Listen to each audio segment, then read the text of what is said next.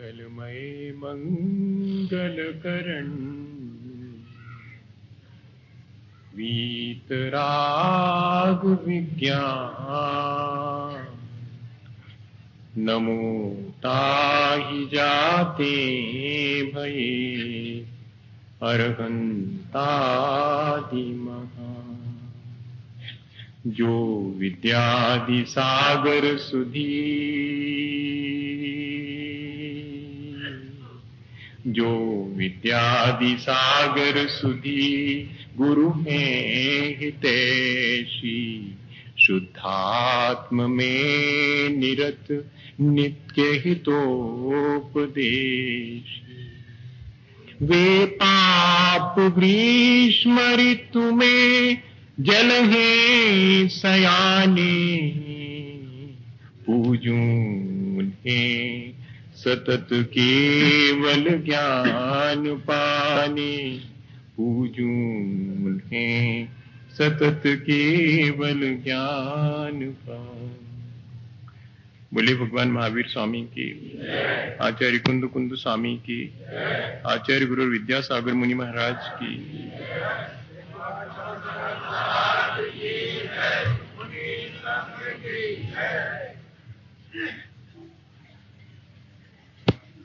आज भी शायद यही कहूंगा कि एक दिन और हमारे पास है जिसमें हम अपने बाबत विचार करें, और शायद ये एक ही दिन और शेष रहा है हमारे हाथ में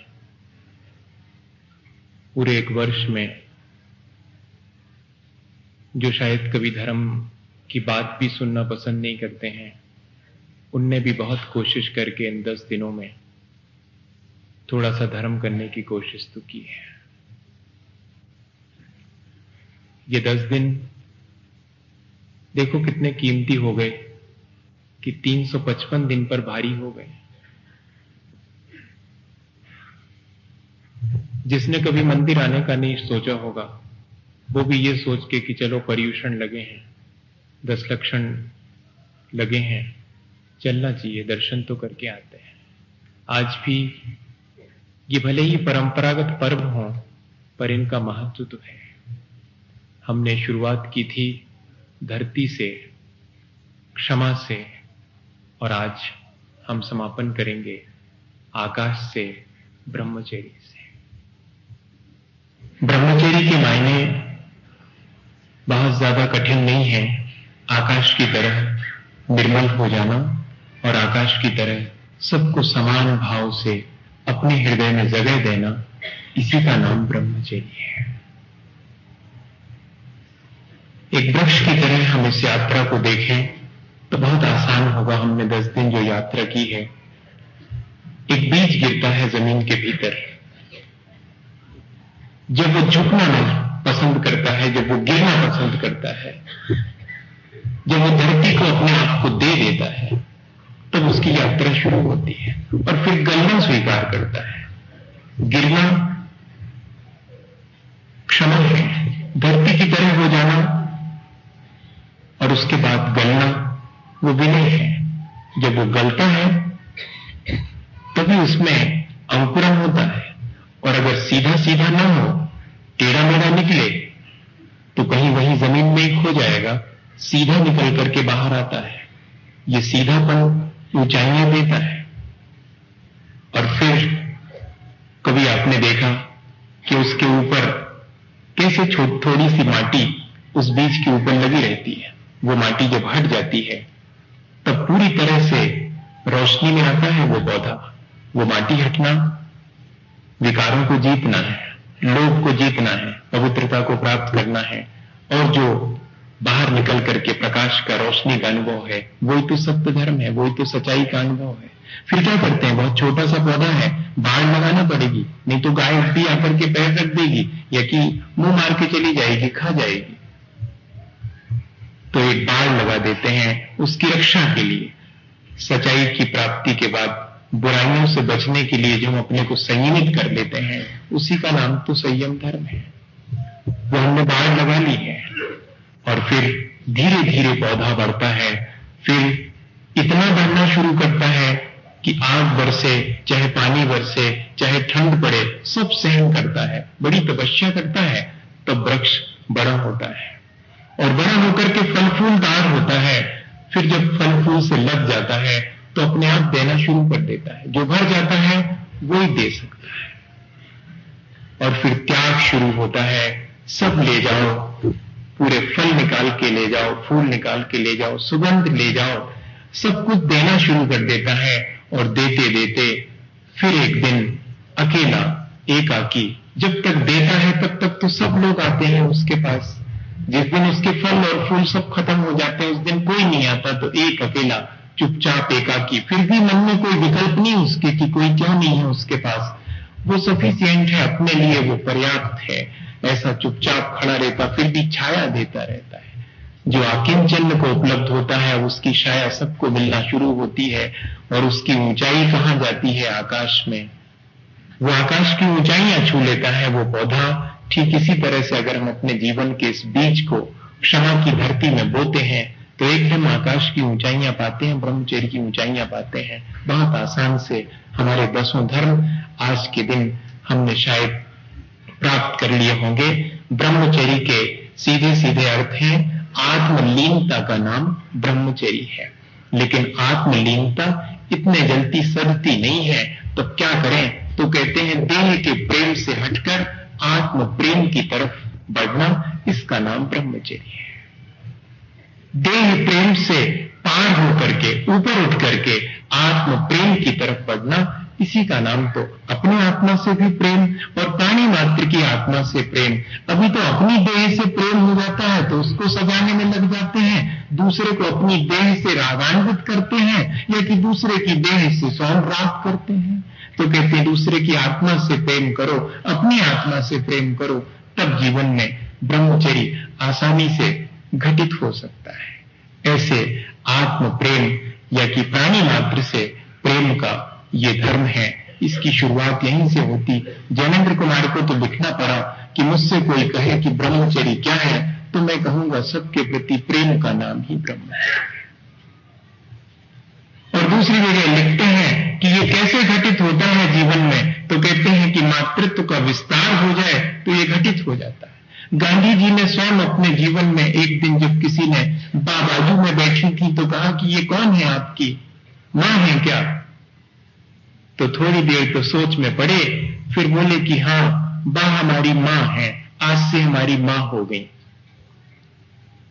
जबकि बात से उन्होंने विवाह किया था और एक स्थिति में पहुंच के वो मां हो गई। बोले बापू आप कैसे कहते हैं कि बा मां है? बोले मैं तो सोच में पड़ गया था कि सचमुच ये मां ही तो है, सवेरे से हमको जगा देती है कि उठो समय हो गया, 4 बज गए, ब्रह्म मुहूर्त में उठना चाहिए। तो हम उनके कहने से, जैसे माँ के कहने से बेटा जागता है सुबह, ऐसे ही हम जाग जाते हैं। फिर नहलाने धुलाने की हिदायतें देती हैं, कभी कभी हमसे नहाते धोते नहीं बनता तो नहलाती धुलाती भी, फिर कहती कि बैठो और परोसती हैं और माँ की तरह पंखा हिलाती रहती हैं और हमको भोजन कराती हैं। फिर रात हम लौटते हैं तो सुला देती हैं कि सो जाओ, बहुत देर हो गई। तो ये तो दिन भर हमको मां की तरह ही तो हमारे साथ व्यवहार करती, इसलिए अब हम आज कहते हैं कि बा हमारी मां हो गई है। उस दिन ब्रह्मचर्य घटित हो गया। ज्ञानेंद्र कुमार ने लिखा कि ब्रह्मचर्य की बड़ी बड़ी परिभाषाएं बनाने वालों से मुझे कोई लेना देना नहीं, क्योंकि जो व्यक्ति जितना ज्यादा जिस चीज का निषेध करता है उसके पीछे उसका उतना ज्यादा राग कहीं ना कहीं छुपा होता है, जितना निषेध करता है। इसलिए नहीं, इसको देखो मत आंख फोड़ लो, आंख फोड़ने से ब्रह्मचर्य उपलब्ध होता तो जो आंख वाले नहीं उनको सबको हो गया होता, पहले से ही हो गया होता उनको। कहते ऐसा अर्थ नहीं। वो लिखते हैं कि मैं अपने पिता की जीवन साथी को अपनी मां मानता हूं। बहुत सीधी सी बात है, ये तो कोई भी कह देगा। मैं अपने पिता की जीवन साथी को अपनी मां मानता हूं और अब तो मैंने अपने बच्चों की मां को भी मां कहना शुरू कर दिया है। हो गया मेरा ब्रह्मचर्य घटित हो गया। कोई बहुत कठिन सी चीज नहीं है। मुझे तो इस चीज का अनुभव था नहीं। जब मुझे एक घटना हमेशा याद आती और ऐसे मौके पे सुनाता हूं कि जिसने मुझे इसकी परिभाषा समझाई थी और इतने आसानी से समझा दी थी, उसकी याद तो आ ही जाती है, भले ही वो पूरे जीवन में संबंधी रही हो। वो बुआ जी थी और आचार्य महाराज के पास सन 77 में मुझे ले करके जाया करती थी। तो मैं उनके पास बैठा रहता था, समझता तो था नहीं, क्योंकि आचार्य श्री से जो डिस्कशन चलता था बड़ा कठिन कठिन, अपने पसंद आते नहीं था अपने, पर उनके साथ जाना है, वो लेके गई है तो बैठे रहते थे। एक दिन उन्होंने व्रत लिया आचार्य श्री से कि हमारा ब्रह्मचर्य व्रत है साल भर के लिए। तो हमने बाहर आके कहा कि इसके मायने क्या होता बुआ, ये ब्रह्मचर्य के मायने क्या होता? बोले बेटे तू नहीं समझेगा, कभी बताऊंगी। उस समय इतना छोटा भी नहीं था, 20 वर्ष का था, पर मुझे तो नहीं मालूम था कि ब्रह्मचर्य किसे कहते हैं। एक दिन मैं उनके घर पहुंचा तो बैठा हुआ था और वो पलंग पर बैठी थी, मैं कुर्सी पर बैठा हुआ था। उतने में जो है वो फूफा जी आ गए और आते ही साथ उनके बाजू में बैठ गए, पलंग पर ही बैठ गए। बुआ जी मुस्कुराई, मेरी तरफ देखा और बोली बेटे तू इधर आ, मेरे इस तरफ बैठ। तो मैं भी उनके बाजू में बैठ गया। दोनों के ऊपर उनका हाथ रखा है, मेरे ऊपर भी एक हाथ है और एक हाथ फूफा जी के ऊपर रखा। मेरे से बोली एक दिन तू पूछता था ना कि ब्रह्मचर्य किसे कहते हैं, आज बताती हूं।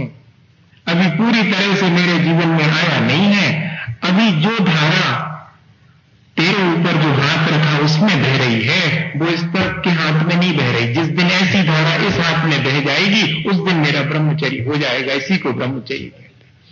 इस एक हाथ में कुछ और स्पर्श है, इस एक हाथ में कुछ और स्पर्श है। जब दोनों का स्पर्श तेरे के समान, एक बेटे के समान हो जाएगा, उस दिन मेरा ब्रह्मचर्य संपन्न हो जाएगा।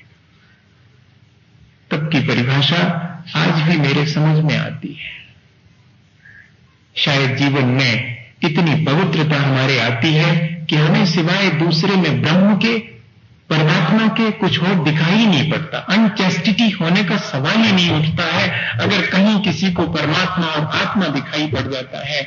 लेकिन दोनों जब ब्रह्म दिखाई नहीं पड़ता है, जब अपने ही भीतर का ब्रह्म नहीं दिखाई पड़ता है, तो प्राणी मात्र में वो ब्रह्म, कण कण में भगवान विराजे हैं, ये कहां दिखाई पड़ेगा? तो फिर हम उसके प्रति अपने व्यवहार को पवित्र कहां बना पाएंगे? पर जिसने ब्रह्म को देखना शुरू कर दिया अपने भीतर और प्राणी मात्र के भीतर, वो ब्रह्म में रमन करना शुरू कर देता है, वो आत्मा में लीन होना शुरू कर देता है, उसी का नाम ब्रह्मचर्य है। ब्रह्मचर्य और कोई बहुत बड़ी सी चीज नहीं। मैं तो सोचता हूं व्याख्या जो मैं कभी करा करता था, आज एलक जी के मुंह से वो सुन करके बहुत अच्छा लगा कि मैं जो इस तरह की बात सोचता था वो बात सही है। उत्तम ब्रह्मचर्य मन आनो, माता बहन सुता पहचान। उत्तम ब्रह्मचर्य की इतनी ही परिभाषा मेरे समझ में शुरू से आती रही, सो आज भी वही परिभाषा समझ में आती है कि हमारा प्रेम, हमारा वात्सल्य इतना पवित्र हो जाए कि उसके बीच में से वासना निकल जाए। क्योंकि जब जब भी हम चीजों को, व्यक्ति को और वस्तुओं को देखते हैं तो सबसे पहले आकर्षण हुए बिना नहीं रहता है। आकर्षण होता है तो धीरे धीरे लगाव बढ़ना शुरू होता है, और अगर वो लगाव आत्मा के प्रति है तब वही लगाव कल्याण का कारण बन जाता है। और वही लगाव यदि देह के प्रति है और इंद्रियों के प्रति है, इंद्रिय के विषयों के प्रति है, तो वही लगाव जो है वो संसार की तरफ ले जाता है। लगाव बुरा नहीं है, लगाव के प्रति हमारे दृष्टिकोण की बात है। सुखदेव नग्न होकर के चले जाते थे रास्ते से, नदी के किनारे से गुजरते थे, और सुखदेव नग्न 20-22 वर्ष के सन्यासी और नग्न निकल गए। जो बहनें नहाती थी, माताएं नहाती थी, स्नान करती थी, किसी ने अपने कपड़े तक नहीं संभाले और नहाती रही। और सुखदेव के 80 वर्ष के पिता वहां से गुजरे तो सबने अपने अपने कपड़े संभालना शुरू कर दिए। उनके पिता को बहुत गुस्सा आई कि अभी मेरा लड़का गुजरा है, तब इनको शर्म नहीं लगी, और मैं इतना बूढ़ा हो गया और इनको शर्म लग रही है, अपने कपड़े संभाल रही हैं। तो पूछ लिया कि जब मेरा 22 वर्ष का बेटा और नग्न, में तो कपड़े पहने हूं, फिर भी तुम अपने कपड़े संभालने लगी। तब उन बहनों ने क्या जवाब दिया था कि अपनी आंख संभाल लो तो हमें कपड़े नहीं संभालना पड़े। सुखदेव को तो हमारी क्या, उसको तो अपनी तक सदबुद्ध नहीं थी, उसको तो परमात्मा की इतनी तल्लीनता है कि उसने हमारी तरफ देखा ही नहीं। पर तुम्हारी आंख संभली नहीं है, तुम्हारी आंख संभाल लो तो हम कपड़े नहीं संभालेंगे। तुम्हारी आंख गड़बड़ हो जाती इसलिए हमें कपड़े संभालना पड़ते हैं। इतना ही ब्रह्मचर्य मेरे ख्याल से मैं तो अभी तक इतना ही समझ पाया। और कौन सा उदाहरण आपको दूं? दृष्टि की निर्मलता और मातृत्व का विस्तार, शायद इससे ज्यादा और कोई धर्म की शुरुआत नहीं है। और आज यही हमारे नैतिक पतन का कारण बन रहा है। हम भले ही बहुत दूरी रख रहे हों, लेकिन हमारे भीतर कितना अधिक राग और विकार बैठा हुआ है, ये कौन देख पाता है। और यही हमारे नैतिक पतन का कारण बन रहा है। हमारी विकृत दृष्टि, उसी को हमें सुधार लेना है। जब आम्रपाली, जो कि नगर बधू थी, जब बुद्ध के विहार में पहुंचने वाली थी, आने वाली थी, तो भिक्षुओं ने कहा कि हम भिक्षुओं को क्या आदेश है? देवी आम्रपाली आने वाली हैं, सबसे सुंदर हैं वैशाली की, और वे आने वाली हैं बुद्ध के दर्शन करने, हम भिक्षुओं को क्या आदेश है? तो बुद्ध ने कहा कि भिक्षुओं को कह दो कि जब देवी आम्रपाली आए, वे अपनी आंख नीची कर लें। भिक्षुओं का आदेश जारी हो गया। पर किसी भिक्षु ने कहा कि यदि देवी आम्रपाली दिख जाएं तो हमने आंख नीची कर ली, फिर भी दिख जाएं तो बुद्ध का दूसरा आदेश जारी हुआ कि कह दो अगर दिख जाएं तो देवी आम्रपाली को देख लें। पहली दृष्टि, पहली बात क्या कही थी कि आंख नीची कर लें जब वो आए तो। असल में आंख ही नीची हो जाए ना तो सारा खेल हो जाए। आंख नीची नहीं हो पाती, दूसरे की आंख नीची करने की कोशिश जरूर होती है।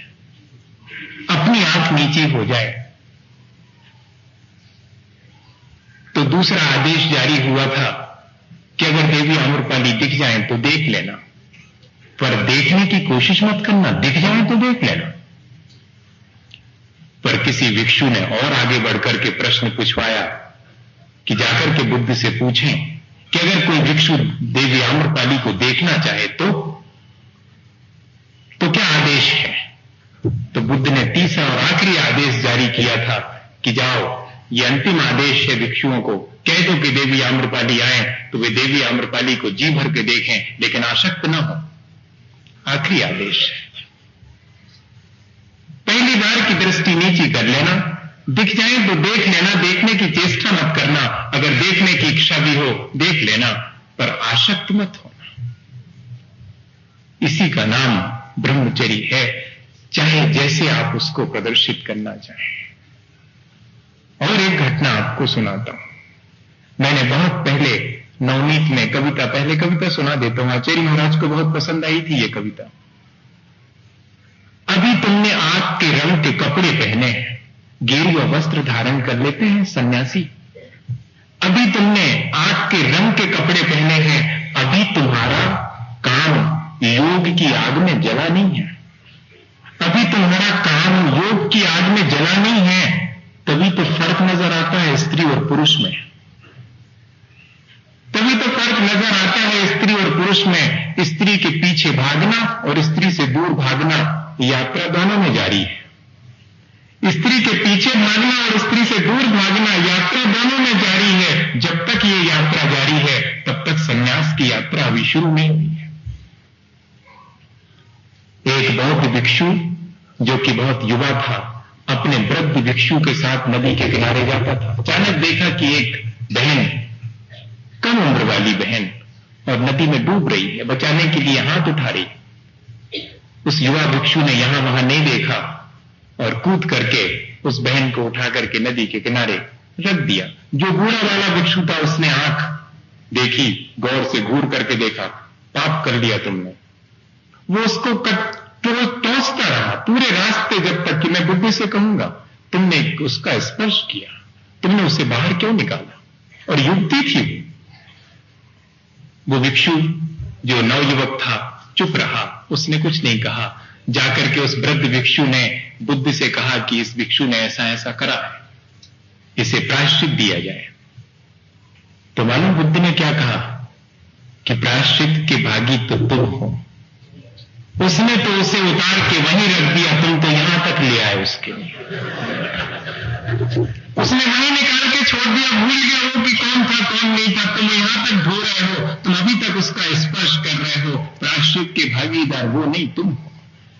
मैं आपसे कहना चाह रहा हूं कि हमारे दृष्टिकोण की बात है कि हमारे दृष्टिकोण में पवित्रता है या अपवित्रता है। आज अगर हम अपने दृष्टिकोण को पवित्र बना लें तो हम ब्रह्म को हर जगह देख सकते हैं और उस ब्रह्म में रमण कर सकते हैं। अनुव्रत, महाव्रत और ब्रह्मचर्य प्रतिमा तीनों रखे हैं।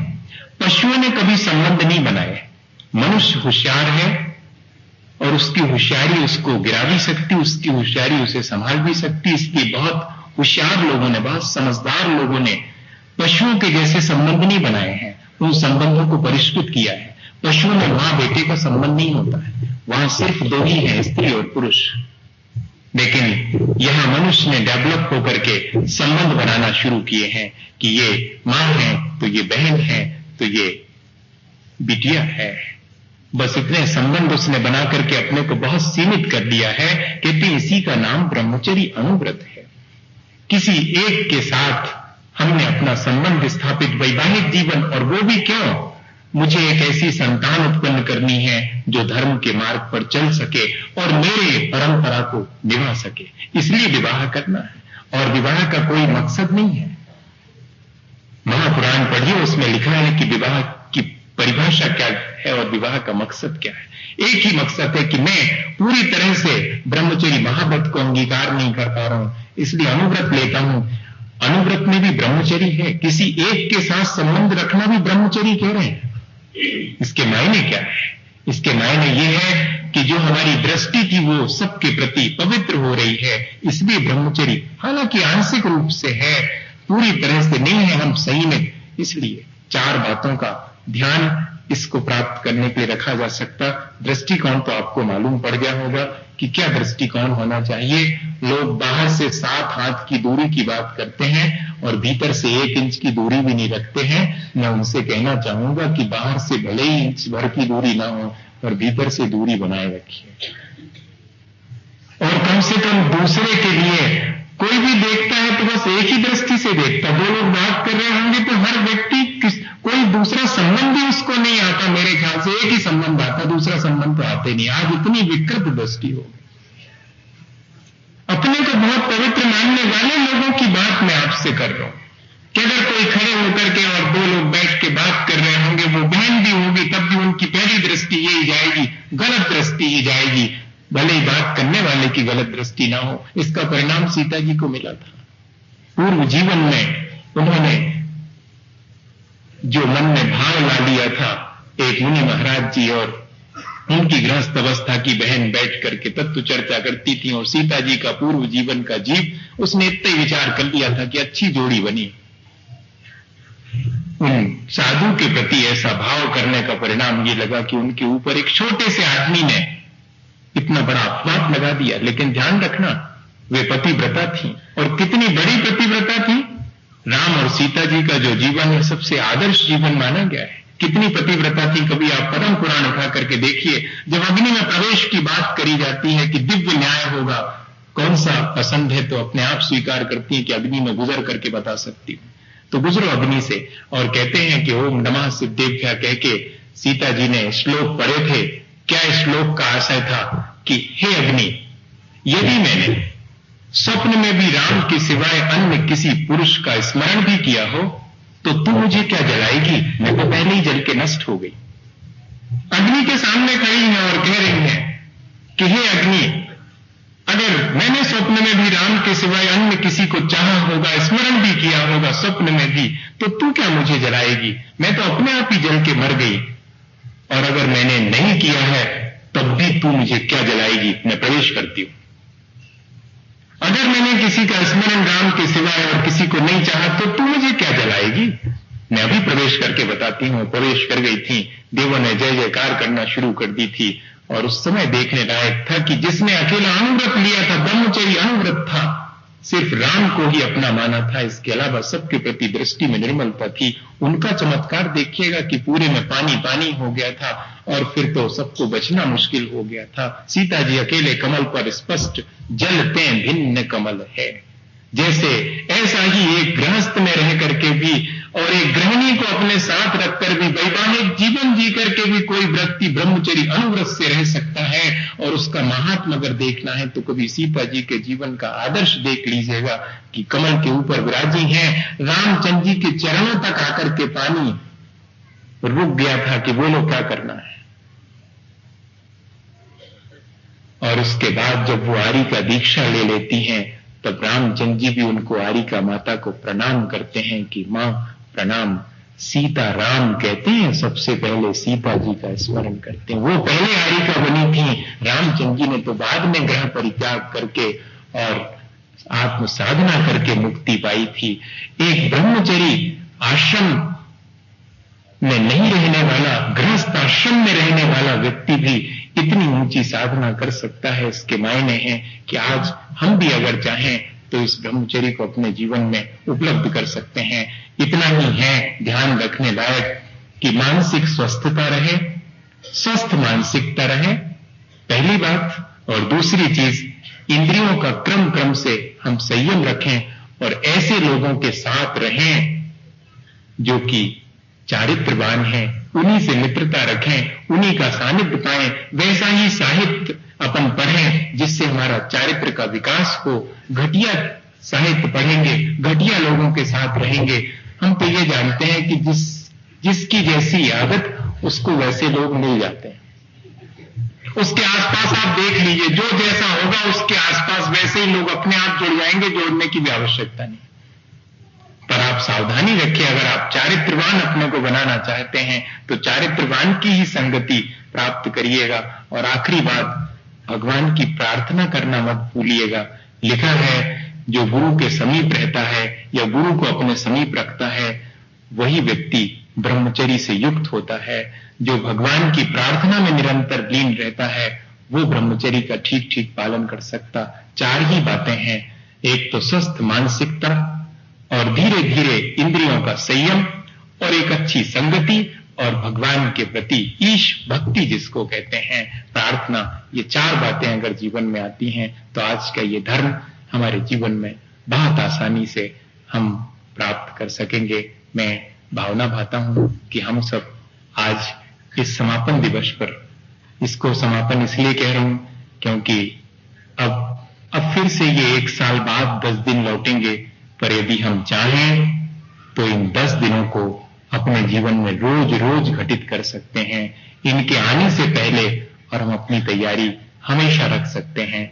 ऐसी भावना के साथ मैं तो इस बार यही भावना भा रहा हूं कि ये 10 दिन हम जल्दी से कल भूल नहीं जाएंगे, बल्कि 355 दिन इन 10 दिनों को याद रखेंगे कि देखो हमने कैसे और 10 दिन जिए थे, हम ऐसे 10 दिन हमेशा जी सकते हैं। कितनी पवित्रता और कितनी शांति और कितना हमने अपने इंद्रियों को संयमित कर लिया था। मैं तो कल से जो है और आज सुबह तक, बल्कि परसों से रोज जो है 100 150 लोग जो है, मैं तो सुबह से दंग रह जाता हूं जब लोग आना शुरू होते हैं। आज हमारा उपवास है, आज हमारा एक आसन है, आज तो हम अकेला पानी पिएंगे, आज तो हम अकेला दूध ही लेंगे, आज तो हमारा कुछ भी मन नहीं है कुछ भी लेने का।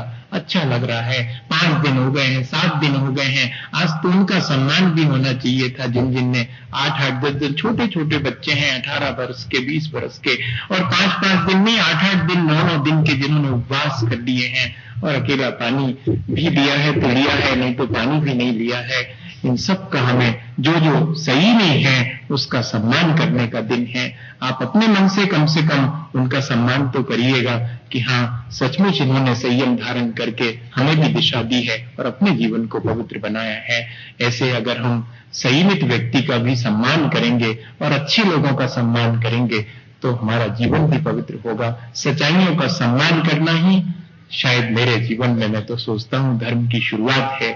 आज 10 धर्म का अगर हम कोई सार लेना चाहें तो इतना ही है कि हम अपने जीवन को पवित्र रखें, अपनी वाणी को पवित्र रखें और अपने शरीर को भी जितना हो सके पवित्र रखें। देह की आसक्ति से बचना ही शरीर की पवित्रता है। ऐसी इंद्रियों की आसक्ति छोड़ करके फैले प्रेम परस्पर जग में, मोह दूर पर रहा करे, ऐसी भावना भाते हुए बोलिए आचार्य गुरु विद्यासागर मुनि महाराज।